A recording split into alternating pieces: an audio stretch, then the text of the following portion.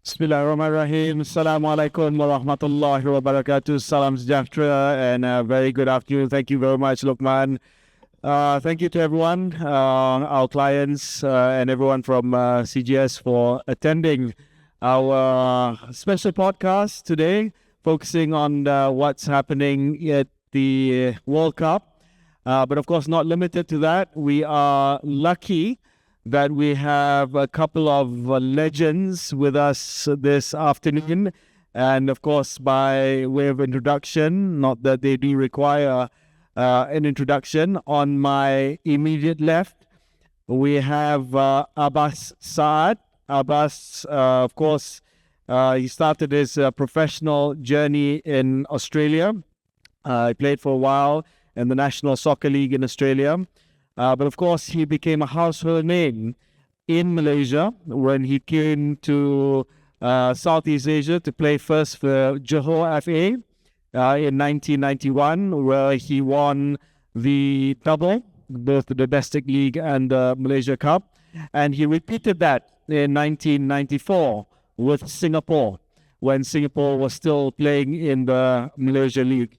And of course, one of the highlights of Abbas's career in Southeast Asia and Malaysia was in the 1994 Malaysia Cup final, where he scored a hat-trick at Shah Alam Stadium in Singapore's 4-0 win over Pahang.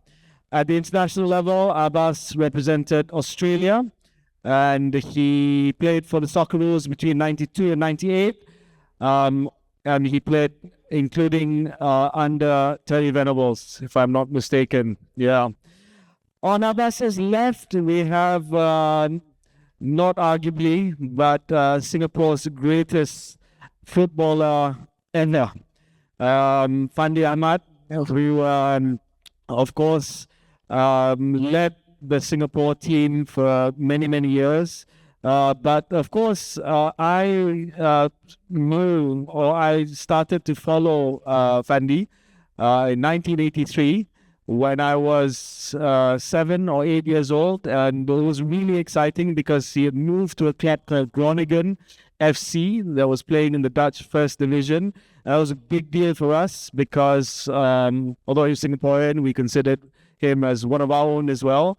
He was one of the first Southeast Asian players to play at the highest level in Europe. And of course, when he came back, Fandi achieved legendary status through his performances in the Malaysia Cup. He won titles with teams including Singapore, KL FA, I remember that team very well, and Pahang FA. He also had multiple championship victories and won the Golden Boot Award in 1988. Fandi transitioned from being a player to a coach. He had roles across Southeast Asia. His early success was leading SAFFC to the S-League title in 2000.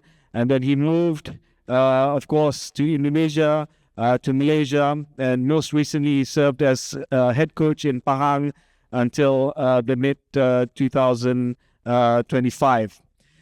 So I think without further ado, and of course, there's one more thing about Fandi that I want to talk about, and that's the legacy that he continues to leave football. It's not just him, but I think some of you know that actually all of his sons, play professional football. 3 representing the senior team, senior national team Singapore, and his youngest son now playing for the Young Lions. And I think there'll be a lot of questions about legacy as far as Fandi's sons are concerned. But before all of that, I wanted to keep it light. We're going to have Q&A session later, so please get your questions ready. If there are Malaysian football royalty from the 1990s, these are the guys. I grew up watching these guys play football. I was in the stands, and I'm lucky enough to be able to ask them questions right now. Of course, I was involved in football tangentially. I was Deputy President, Football Association of Malaysia. I started my team. I pioneered the National Football Development Program when I worked at the Ministry of Youth and Sports. Of course, not a footballing legend like them, but a great football fan. We were told, guys, to be free to wear the shirts or the jerseys of our chosen team for the World Cup. And I'm wearing Argentina. So shout out for Argentinian fans here. That's really cool, man. I saw a couple of Argentinian shirts just now. Shout out no one. No Argentinian fans? I'm Argentina. Since 1986, by the way. I started that tournament, guys, actually supporting England because I was living in England then. But after the quarterfinals, after both the hand of God and the slalom through the English squad, I changed allegiance and I stuck to Argentina since then. Any Brazil fans here? Yeah. Wow, pretty lame crowd. Any Germany fans here? Germany fans, I see some Germany fans. I see a Holland fan there. I see a France fan there. Yeah. Okay. Abbas, you got a mic there, right? So I'm going to guess you are Socceroos all the way. Yeah, of course. Yeah. First of all, good afternoon, everyone. Thank you for having us here today. And it's a pleasure to be part of this, especially with Fandi and KJ. Socceroos, I hope we can get to out of the group stage and get to the next round. I think we've done well. It's going to be a tough game. I know we've got Paraguay, so I think a draw against Paraguay could be enough to get us to second. Fandi, since Singapore is not in, how do you support? Definitely Netherlands. Netherlands, of course. Yeah. How do you think that they're doing so far? Hopefully they are catching up with the game now. They're doing very well at the moment, but I think it's dangerous for them because sometimes I think the tactical, for me, the view of most of the teams, especially the weaker ones, they tend to have this different way of play. Yeah. Once they lose the ball, they drop back and low block. Yeah. See, some of the teams are very good there in mid block. Yeah, that's very important. But I believe the Dutch team will be more attacking side because they have good players, and I hope that they will achieve their dream going forward. Yeah. Fandi, Kit is asking you to use your manager voice because not loud enough. You're using your player voice right now. Okay. So I noticed that both Fandi and Abbas are not wearing the jerseys of the teams that they support. Abbas is not wearing Socceroos, and Fandi is not wearing the Netherlands shirt. They're wearing some third-class amateur recreational all-man team. What is it? The Desa Tamas FC. What is this? Where is this team? I don't know. Well, we had no choice. We were told by our best. So we had to wear Desa Atlas FC. We both play for Desa Atlas FC. Exactly. By the way, this is Kitcha's team. So yeah. Okay, I'm going to start by talking World Cup stuff, and then maybe we can talk a little bit about the future of football, and then you guys please ask questions later. But first, I want to start with a big controversy that everyone's been talking about, which is the expansion of the World Cup to 48 teams. Normally it's 32 teams. But now under Infantino, who is the current president of FIFA, it's been expanded to 48 teams. So usually after the group stage, you'd go to the round of 16 and then to the quarterfinals and onwards. Now we have an additional round, which is a round of 32. So I want to, of course, as a football fan, I love this because the World Cup lasts longer. There's nothing worse than a World Cup hangover. And I don't mean that in a literal sense. World Cup hangover in the sense that after the World Cup, we're all sad. We don't know what to do for 1 month. We're like walking around like zombies. We don't know what to do because the World Cup has ended and you have to wait for another 4 years. But this time around, they extended a little bit because of the additional teams. But as players, do you think this additional stress is tough on teams? Do you think it was the right call to go from 32 to 48 teams, Fandi? Personally, I disagree with the 48 teams. You disagree? Yes. Why? Because the quality. Okay. You see that it benefit this team or the best team because in certain times they are being grouped with the stronger one, and the weakest one, because all how many groups they have now is what, eight, but Eight, yeah. eight groups, yeah.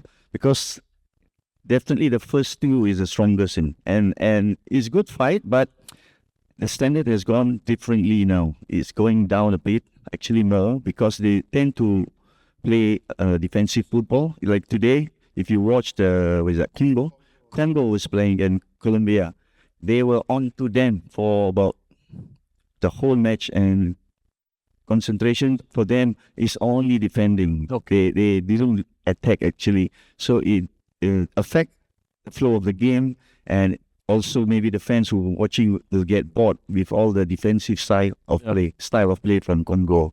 So that's why that's one of the reason I feel that the score has gone from 1, 2, 3 to 7 to 6 to 5 because of the quality. Yeah. And because they don't have that many star or good players, the best players to support. And that's why I think the coach will play more defensive. And after their attack, they couldn't do anything. They just sit there the whole game. So doesn't good on football. Yeah. Abbas, I'm going to ask you the same question, but maybe you can answer an additional question. The one innovation, of course, is the expansion to 48 teams, and I'd love to hear your view whether or not you agree with Fandi's great point just now. But another thing that we've noticed this time around, it's starting to be introduced in other tournaments as well, is this mid-half hydration break. So these are all innovations, right? You guys didn't have this kind of stuff when you were playing. So Abbas, maybe your thoughts about 48 teams and this hydration break innovation? Yeah, look, I had my doubts at first, but just watching the games so far, it hasn't been too bad, because you look at Cape Verde, you look at Congo, you look at Panama, who I watched this morning against Croatia, and I thought they were the better team. And these teams probably wouldn't have made the World Cup, yeah? So, kudos, I think, to FIFA. I think maybe they got it right this time. The games have been quite entertaining. I understand where Fundi's coming from. A lot of those lower level teams, they're not going to go toe-to-toe with the big teams. They are going to sit back and try and counter and hope for the best. But you look at Uzbekistan, they're having a go. Jordan had a go. Egypt's having a go. Even Iraq, getting beaten, but they're still attacking. So it has been entertaining in some sense. As for the hydration, it's a bit iffy. It's more like the NBL, I think, taking breaks and after 20 minutes. I don't know how hot it is. Look, if the weather's really hot, if the weather's really that bad, I agree with it. They should have a hydration break. But if the weather's okay, if it's raining or it's moderate, then they shouldn't have it, to be honest with you, because I think it just breaks up play. The flow of the game sort of breaks up, especially if you're attacking and you're on top of the other team. The last thing you want is a break. So from a player's point of view, I don't like it. Absolutely don't like it.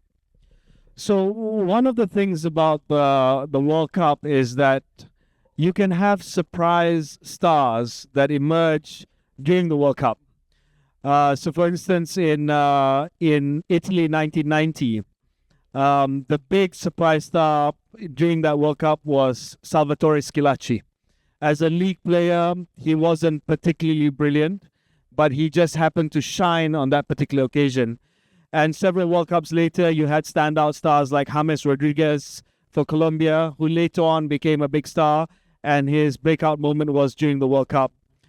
This time around, and the question, the reason I asked this question is because sometimes during the World Cup, the big stars, they don't shine. They find it difficult to shine, and that's why you have these accidental or even these surprise stars. This World Cup's a bit different because all the big stars are firing on all cylinders. Messi's on 5 goals now. Mbappe's on 4 goals. Haaland's on 4 goals, and the other guy woke up last night, 2 goals last night. So it looks like this is it's shaping up to be at least a World Cup for the big stars, for the big moment. And last night I heard a commentator saying that the Golden Boot this time around is going to definitely be more than 8 goals, whereas previously you could win the Golden Boot with 5 or 6. Yeah, 5 or 6 goals. Tell us, as former players, how do you peak for a World Cup? You've had a long season. All of these guys have long seasons, yeah? And you're talking about Messi at 39 this week. You're talking about Ronaldo at 40 this year. How do you peak for a World Cup, which is traditionally your off-season, Fandi? Yeah, definitely. Hello. Yeah, definitely the resting period is most important, and they're doing a lot of rehab to their injuries, and I believe they rest more than they train in the summer and the break because they know there's a long journey in the World Cup after their own country league.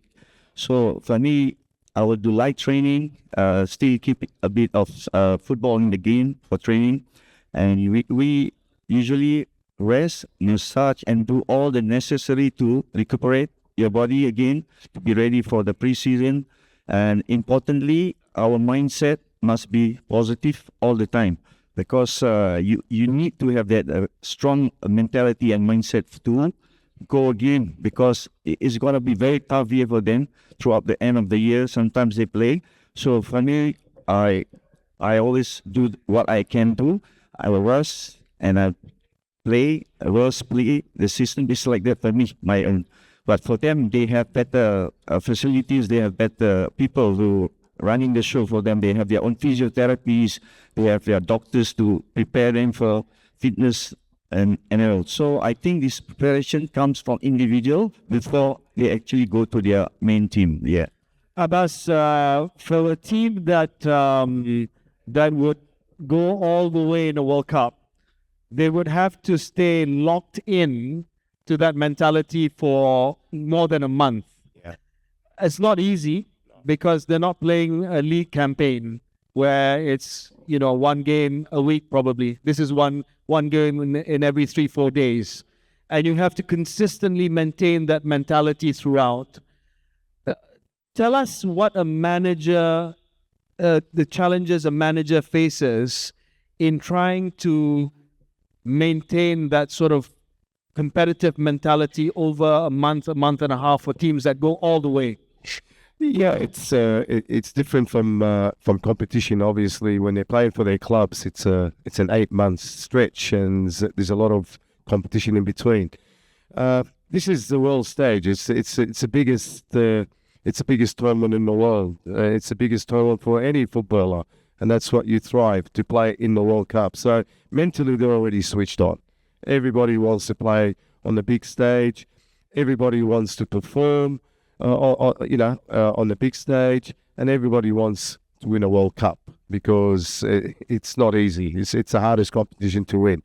So for a manager, I think just to keep them focused, keep them fresh, as Fandi said, mentally, they're all there, all together for one purpose and one purpose only, is to go all the way and to lift that trophy at the end of the day. So I don't think that the manager will have a lot to do there. I think it's just more about tactics. That's all I think they really focus about mostly. And as for the players, I think they're ready to play. It doesn't matter if they played 80 games already coming to the World Cup. They'll want to perform because they know the whole world's eyes on them.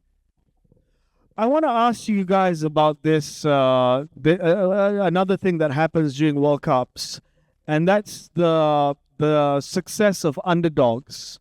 They just come from nowhere. And suddenly, that World Cup, the stars align for them. I want to ask you guys as professional footballers, how do stars align for these underdogs? And I'm thinking, again, if I'm thinking, putting on my history, football history cap, you're talking about Cameroon in 1990. That fantastic run all the way to the quarterfinals with Roger Milla. They upset Argentina in the first game 1-0, that header by Francois Omambiik. And then more recently, you're talking about Iceland. Recently, Morocco went all the way to the semifinals. South Korea went to the semifinals in 2002. Croatia, Sweden, when Thomas Brolin was playing for them. These are clubs or teams, countries which were not fancied, but suddenly during the World Cup, it just happened for them.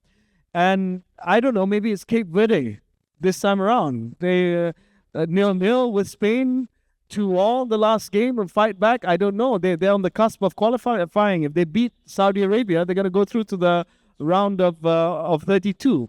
So Fandi, what happens when these teams suddenly catches fire? It's due to their hard work. First and foremost is hard work. And importantly, the team bonding, because the word team, T-E-A-M, is together everyone achieve more. So they are in a good spirit together. They have a good manager and everything in the club, in the team.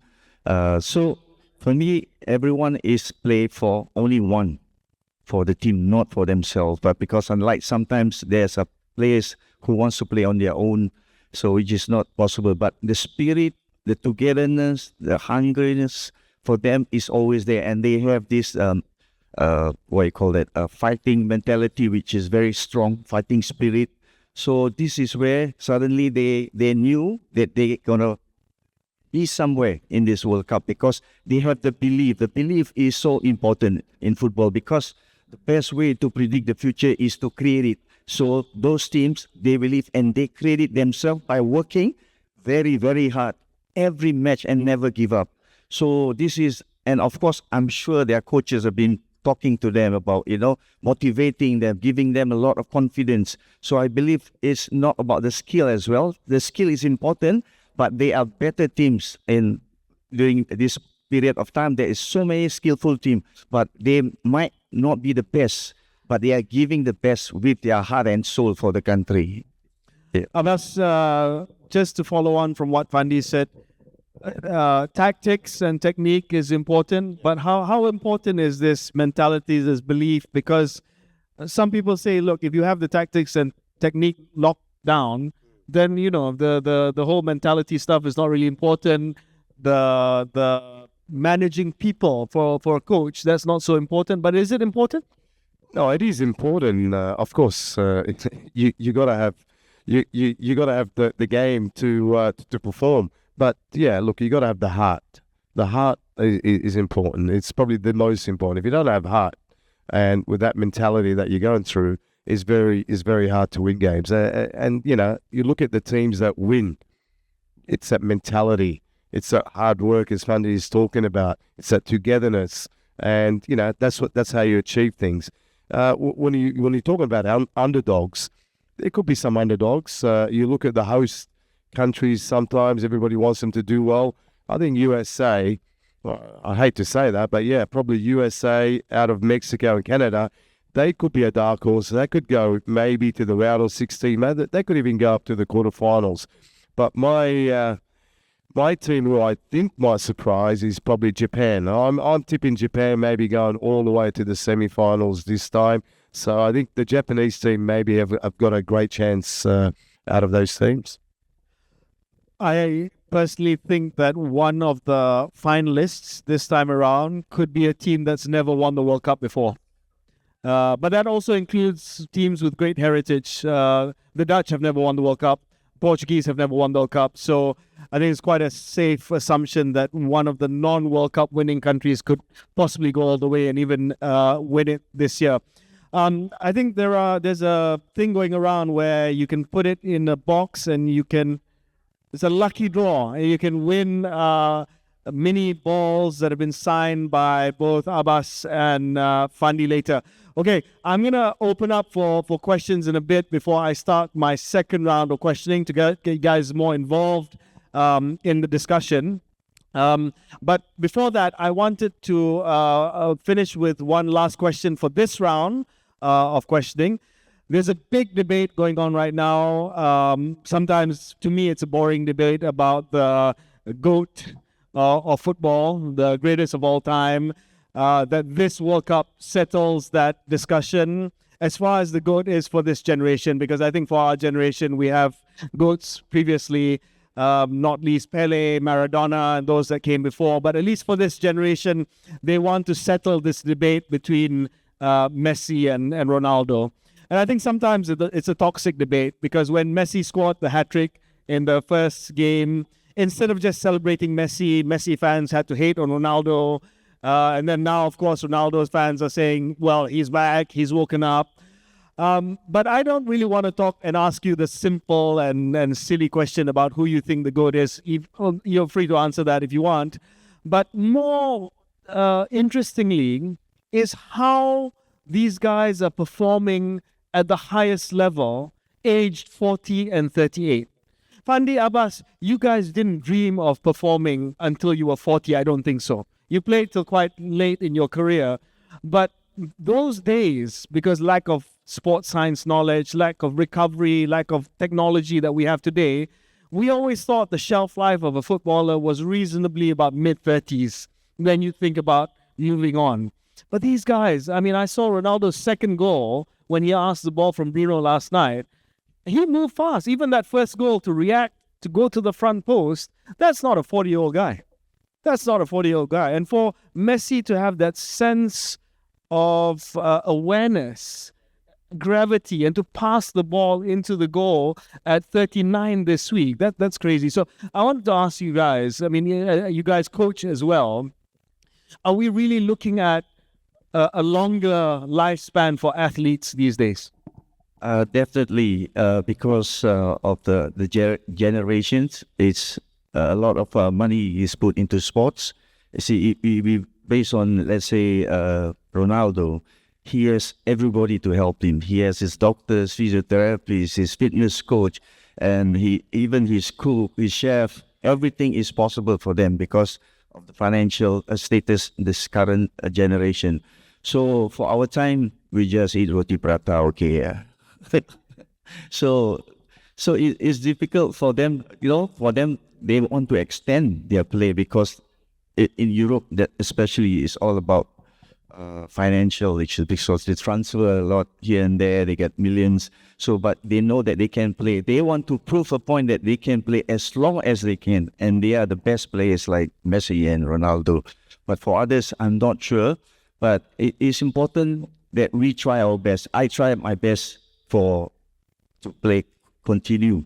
But I was stopped because I already 16 operation in my whole body. So I had to stop, and I had partial knee replacement. And I'm sure Abbas too has so many of injuries during our time, and we don't have anybody. We have a normal physio, and we don't really take care of ourselves. The sponge and the yes, every time they just, of course they're doing their treatment when they are injured, but for us it's different, like a different level from the Europeans. Yeah. So, but I'm glad to see that Messi and Ronaldo is, playing at that age. It shows that they can survive with all the proper channel, proper assistance that they have, and guidance and sports science. In our time, no sports science. It's important. Yeah, I mean, there's only one word. I think they're blessed. They didn't get any injuries. You look at the injuries Maradona went through, broken ankles, kneecaps. The real Ronaldo of Brazil. I mean, he went through 3 or 4 ACLs. It's something that I've gone through myself, and you don't recover well from ACLs. You look at Ronaldo these days; he's never had a really bad injury. Messi's never had a really bad injury. They've had muscle tears, and that's about it. And that's kudos to them. And not to say that the sports science has got a lot to do with it. They're both very, very disciplined at what they do. Obviously, they prolonged their careers, they made their careers better, and they're phenomenal footballers. And when it comes to GOAT, I mean, my GOAT has always been Maradona, but I have to go, Messi and Ronaldo, these generations, they're probably on par, to be honest with you. They're two different players, absolutely two different players. One's a killer who just loves to score goals, and the other one is just, he's out of space. Messi's just out of this world. So if you're going to ask me who's better, obviously I enjoy watching Messi a little bit more than Ronaldo. That's about it. But they're both phenomenal.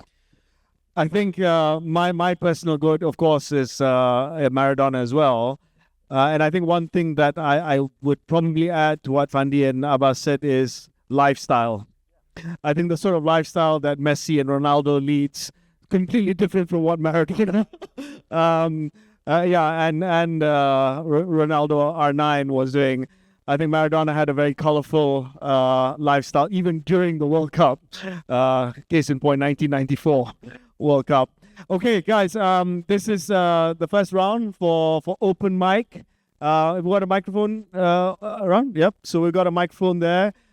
This is a great opportunity, guys. You got Abbas, Saad, and legendary Fandi Ahmad in the house. Questions about the World Cup, questions about them playing back in the day in Malaysia in the 90s, or even questions about our local football league, which I'll touch on in the next round. So please raise your hand if you have a question. Don't be shy. Don't be shy. Yeah. Yes, sir. Thank you. Gentleman in front here. Yeah. Ashraf, is it? Ashraf. What's your thoughts on Asia being overrepresented by Middle East countries? Wow, what a great question.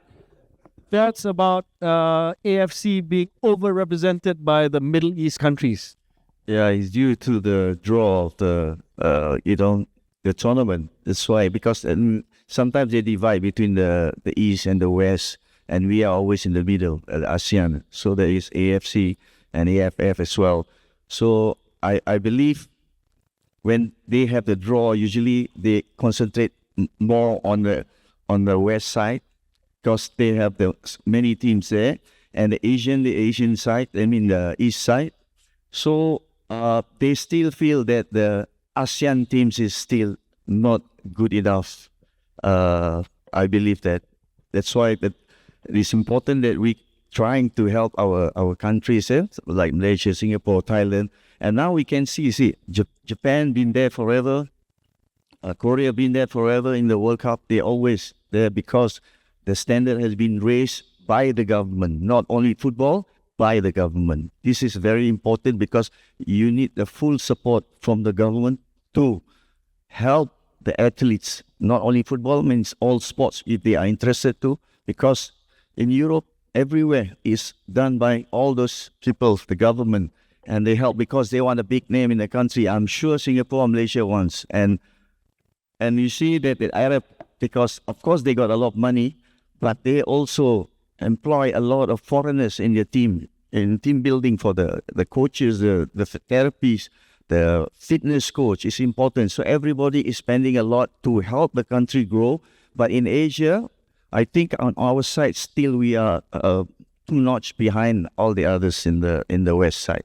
Abbas, your thoughts about overrepresentation of Middle East? Yeah, I think, well, yeah, there's a lot of Arab countries, but look, I think they deserve to be there.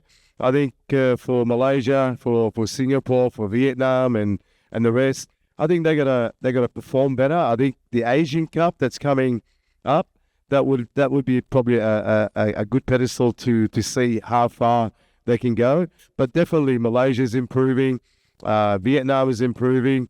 I mean, even Singapore is starting to improve also a little bit, but we are still a little bit behind, as Fandi said. You look at the money that the Arabs put through, but you look at their teams. I mean, there's not many foreign talents in their team. I look at the Jordanian team. There's hardly anybody, outside of Jordan that a Jordan citizen is in there. Maybe Qatar have got a couple of Brazilians who've been playing there for a long time.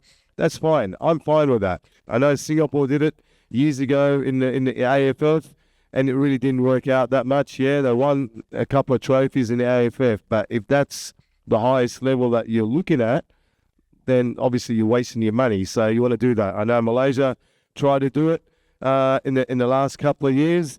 It didn't work out very well, but that's not to say that there's no Malaysian talent here. But if you put in the money, the infrastructure, hopefully Malaysia can be, one of those teams that can get to the World Cup, but definitely not that soon. Yeah, not that soon at the moment. I will definitely go there in the second round of question and answer. I'll definitely ask some tough questions there. But yeah, sticking to the open mic, talking about the World Cup first before we come closer to home. Any other questions, especially on the present World Cup, on maybe who Fandi and Abbas think are the potential standout stars, or who they think will progress through the group stage? Yeah, please. Yes, our CEO with a great name, Khairy. Thank you. First of all, KJ, Abbas, and Fandi, seeing you here face to face is surreal for me, right? It's just dream come true. I used to watch you guys play at Merdeka Stadium back in the 90s. You know, those were the days. I think were the best time of the Malaysian football. Okay, my question is on the World Cup. I was want to ask, like, today we have 48 teams. I mean, we discussed about it a bit. That I would think that the 32 teams it's better because you will have lesser teams, and there are teams that I would say not that quality, you know, the not so good teams to be left out. Because now with 48 teams, you see some of the matches are, I would say, not the World Cup quality or World Cup level. What do you think about that? I mean, it goes back to the 32 rather than have 48. Thanks. Yeah, I think Fandi and Abbas did touch on that just now when before Khairy arrived, but maybe just a quick answer. You prefer the 32 teams, right? Yes, I prefer the 32 teams because knowing FIFA, but I won't say it now. Knowing FIFA, you want to expand it because due to other reason. For me, other reasons because it's all the TV rights and everything. It's about financial. I think it's about financial. Straight. I like to go to the straightforward. Yeah. Because the bigger, more money coming. Abbas, you answered your answer was slightly different. You understood Fandi's point, but you think that the quality hasn't been too bad. But just to turn Khairy's question a bit from the teams to the host countries. This is the first time 3 countries. We've done 2 before. We did the first time the World Cup was hosted by 2 countries, 2002, Japan and Korea. Now we've done 3. Do you think it works? One, and secondly, if you were to make a bid for an ASEAN World Cup, which 3 countries would host that ASEAN World Cup? Oh, I'd love to see Indonesia, Singapore, and Malaysia. To be honest with you, so I think that'll be absolutely brilliant. So if that's if it can happen, that would be mine actually. Absolutely, I think Malaysia can do it. Singapore, they only got 1 stadium. I don't know. They'll have to knock down a few hotels and put some. They have to do a Qatar. They have to do a Qatar. Yeah, do like Qatar did. Maybe on the roofs, on the roof of the buildings there. But definitely those 3 countries, I'd love to see it. I really love to see a World Cup in Southeast Asia. Yeah. Yes, another one maybe before I get back to my question. One more for this open mic round. Yes, the one in the back. Do you think we'll ever see an African or Asian team win the World Cup in our lifetime? It's just, I think so. I honestly feel Japan will be the first Asian team to win a World Cup, and I think they're pretty close. They're pretty close. I've already predicted. I think they might get to the semi-finals. That's how good they are because they just keep on improving. As for African, yeah, look, why not? Senegal looks good. Senegal has been good. Ivory Coast. You got Nigeria. They got it's a big nations. You know that they got millions and millions of people. So they are getting better and better. But I think Japan probably before an African team for me. Fandi? Yeah, I agree. Japan, in years to come, I believe they are one of the contender for the World Cup. Like I see, they're improving. Every World Cup they have been improving. And I think this is one of the best Japanese team that played in the World Cup. Overall, this is the best Japanese team that played in the World Cup. Yeah, before we call Lukman, I think the first game against Holland was a fantastic game. Yes. Japan trailed both times and came back. Yeah. Fighting spirit, ability to really take it to the Dutch team, who are a very good team. Yeah, Lukman. Sorry, but given the huge population, right? For China, for instance, how come China is still not there yet? What do you think of that? Why is China rubbish in football? I believe it downs to the league as well. Yeah, because we know what they are doing. I think probably quite well as well, but They said the Chinese Super League is coming up. Why is it the China? Was up in earlier days, but not now. They were very good because they employ or signed a lot of foreigners team, English players and a lot of European players was playing. But now Brazilian players they give citizenship. But now, not sure whether they can sustain the spending of the buying players. I don't think so.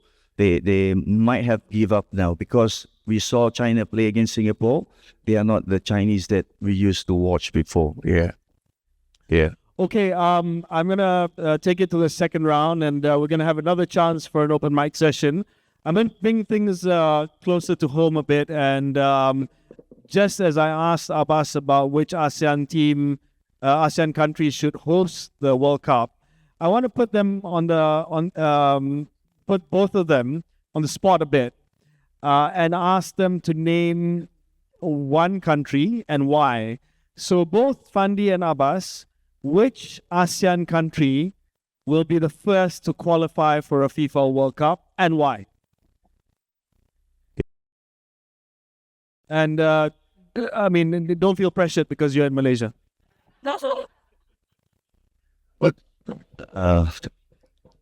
Could be Thailand or Vietnam.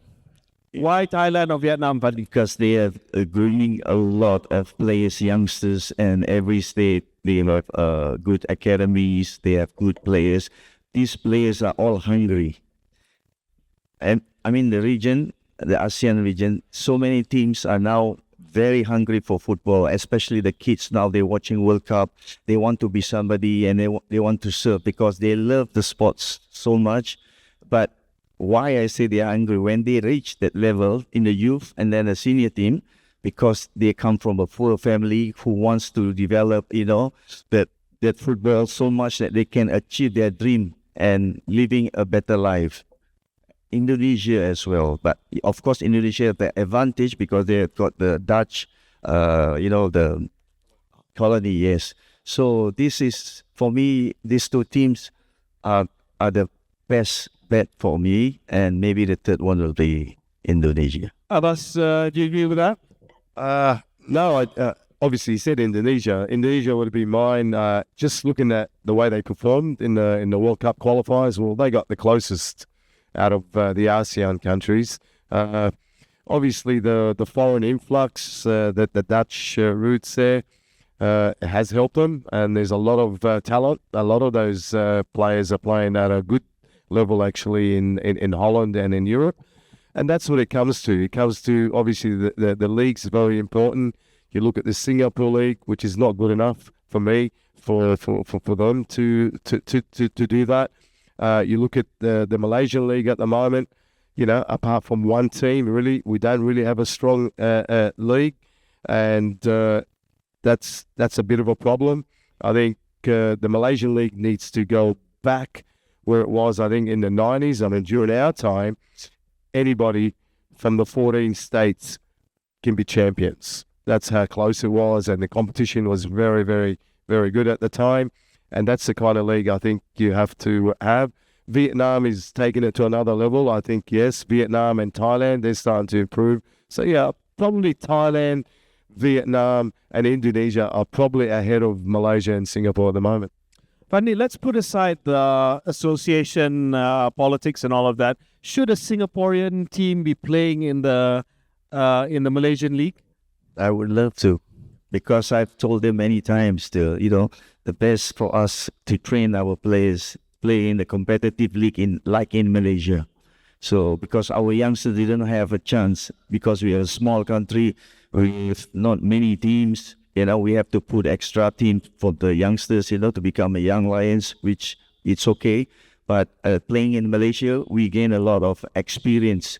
The boys' mentality became tougher playing in the Malaysian league because you travel so many states. This is how I learned, because I was playing when I was 16. Yeah. So I wasn't afraid, because you're going to be better, you have to fight, So I think we should come back here. But I'm not telling them. I'm just telling Malaysia.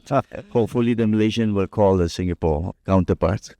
Okay, I'm going to go into very, very muddy waters right now.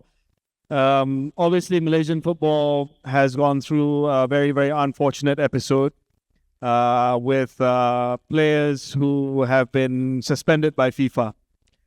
I don't want to dwell on that because that's something for the authorities to answer. But I want to go and examine the root cause behind that, which is the decision to develop football, not just through grassroots methods, but also to bring in people who have heritage or who are naturalized. This has been a contentious topic for many, many years, for many, many countries, not just Malaysia. Other countries do this as well. I want to get your thoughts on this and be honest. I'm here. I'll be honest. In Malaysia, you have two categories of players. One is the heritage players. Those are people who can reasonably trace some form of heritage. You're talking about Matt Davis. You're talking about Corbin Ong. You're talking about Dion Cools. It's clear. And then you're talking about the naturalized players where they've fulfilled certain conditions and they're given citizenship to play for a country. Abbas first and then Fandi. Of course, Singapore has that experience as well. What do we do with this? First of all, obviously, it's Reasonably. this is something for the authorities. What's going on? Look, I don't really know exactly how. I've been in Australia for the last couple of years, so I don't know what really happened. It's just what I've read and heard. For me, reason is the grassroots.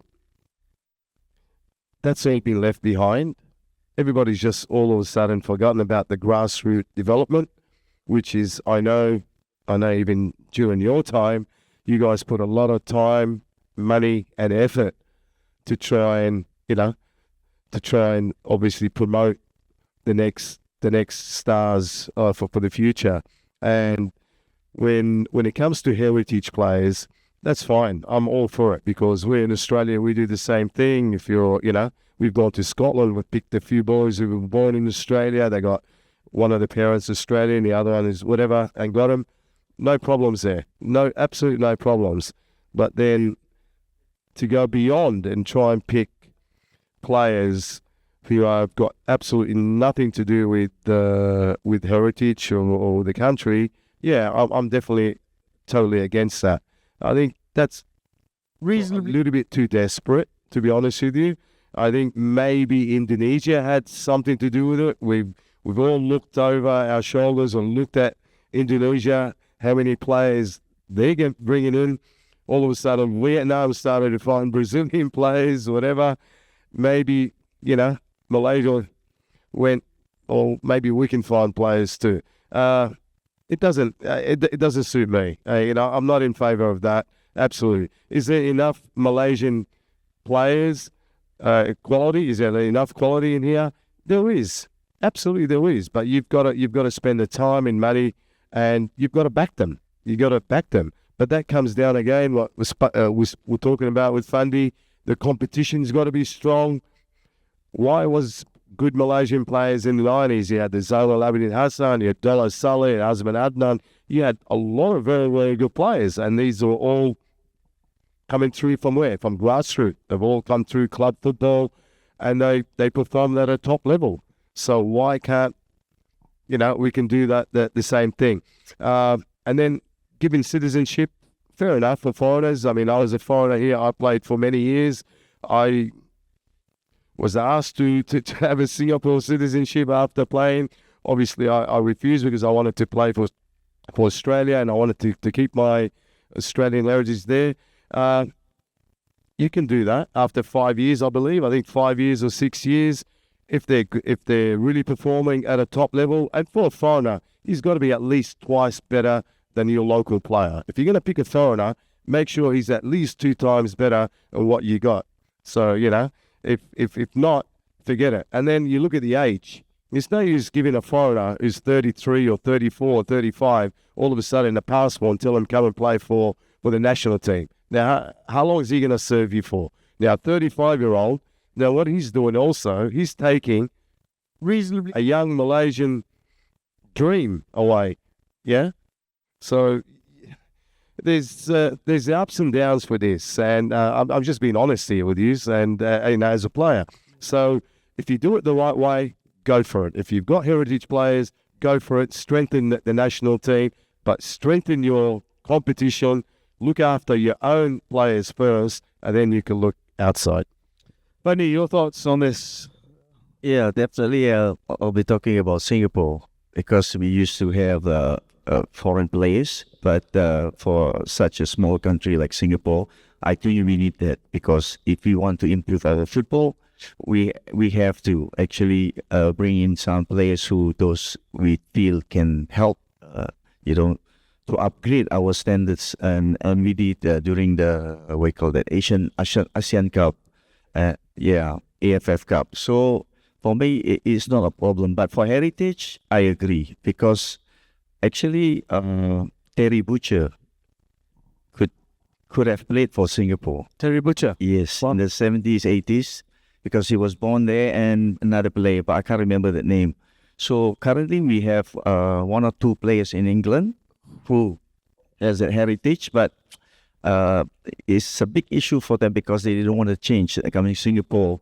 And the only problem with Singapore is because at a certain age, in why we don't have that many players. We have, but a lot of them, once they go to the national service, sometimes they tend to forget about football because it's not easy for them to adapt because they have school. After that, they have to go national service, and usually after going to the army, they come out, they not interested, they rather work. But I believe it depends on individual. But for me to get players for a good standard to help the country, yes, to help it for beginning. But now that time we had about 6-7 players that played for Singapore, which is good. Now we still have one or two players in England, but I'm not sure whether they will come. They are heritage players because Singapore needs help. So this is how they're trying to gather the names all throughout the world where we can find our players' heritage. But mainly I think it's in England because of the, after the World War and everything. And I hope they achieve, because I'm not against that. I am supporting that. Hopefully that we can have a team to be proud of again. So for so many years we've been trying, but we're just trying always only on the ASEAN standard. We need to go further than that. So it's not easy for us, for a Singaporean team there. You guys played in Malaysia as foreign players. Now you can register up to 15 foreign players. 50? Per 115 per squad. I think it's 6 on the field at any particular time. I think in your days it was 3 or something like that. 2 and 3, right?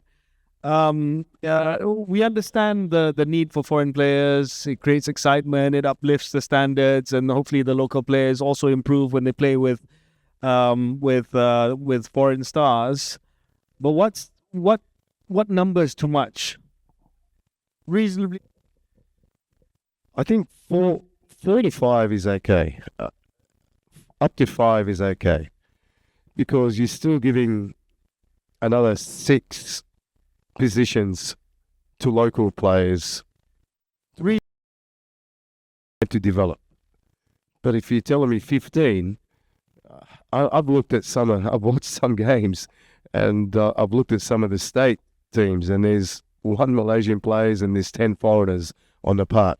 So yes, the quality's probably better, absolutely, because the foreigners are good players. They're better than maybe the local players.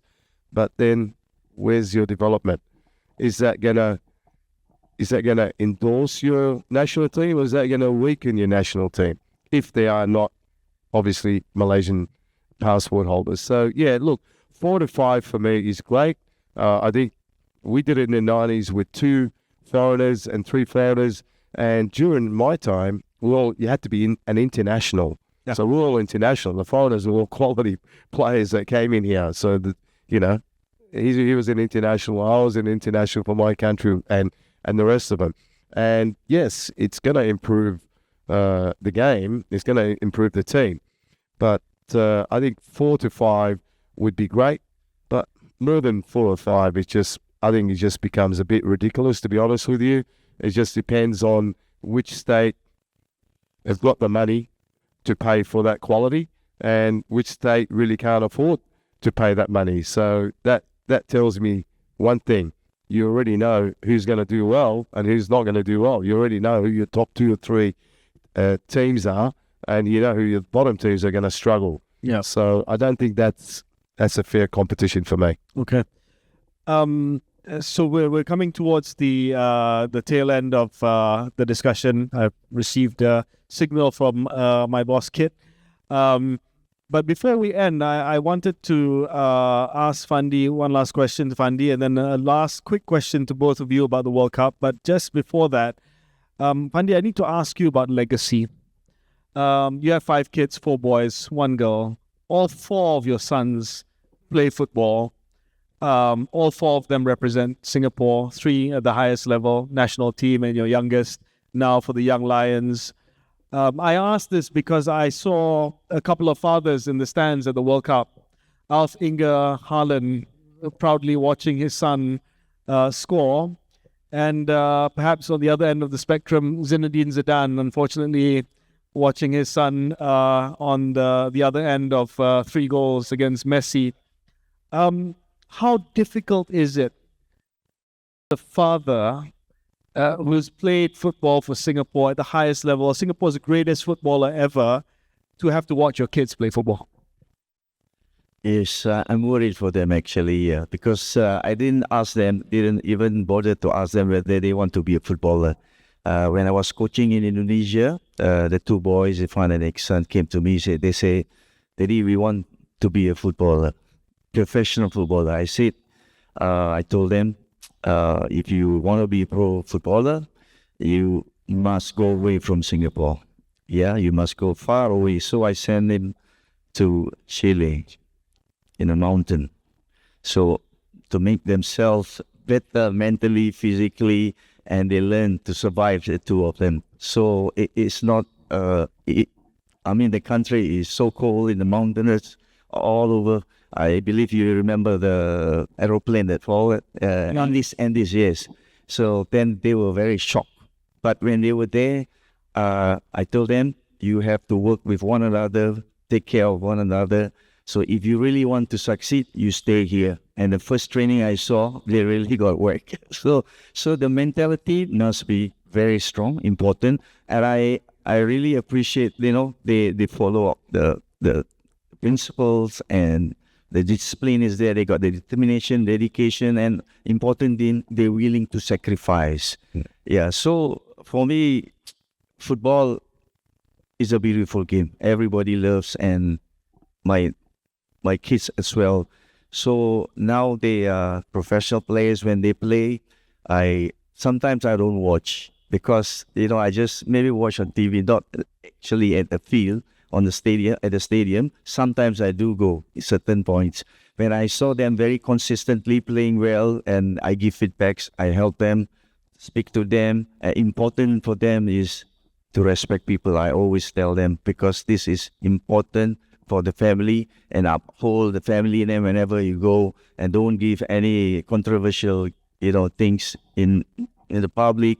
But they are willing to sacrifice as well. That's what makes me very happy, because they're willing to go through all the hardship, hard work, and I think if I was 18, he was supposed to go back for the national service, and he did go back, and then Iksan was left alone. I don't know how he survived there. I really don't know, but must be because of the training, the mentality, the focus that he wants to achieve his dream to be a national player. So both of them are actually very strong mentality. The last one was there, and he was asked to stay, but he was 11 years old that time. This Ilhan, he was the last one that was chosen to go there because they think that he is the next best player. They saw him play, but I say it's not possible. He has to go back to school. Yeah. So, but I am very proud of them because so far they fulfill their dreams and they fulfill what they requested. Last very quick question, and this is an obvious question. Just one word. Fandi first. Your prediction for World Cup champion 2026? Because Netherlands is a good team for many years, but they haven't won. So I love to see them be the champion. Okay. Yeah. Right. Abbas? Yeah, I'm gonna go with France. Yeah, I'm gonna go with France. I know. France or Spain, but I think I'm gonna go with France. I still think Spain also will be up there in the top 4. Yeah. There you have it, everyone. Legends, Fandi, Ahmad, and Abbas. Saad. Thank you very much, guys. Thank you.